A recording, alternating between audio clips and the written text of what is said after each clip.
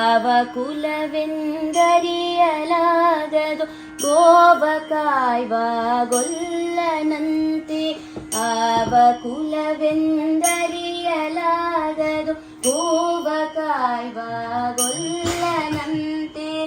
ದೇವಲೋಕದ ಪಾರಿಜಾತವು ಹೂವಸತಿಗೆ ತಂದನಂತೆ.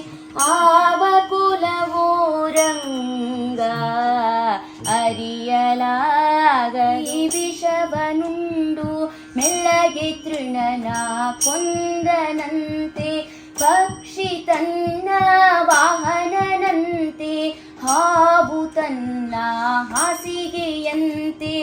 ಪಕ್ಷಿ ತನ್ನ ವಾಹನನಂತೆ ಹಾವು ತನ್ನ ಹಾಸಿಗೆಯಂತೆ.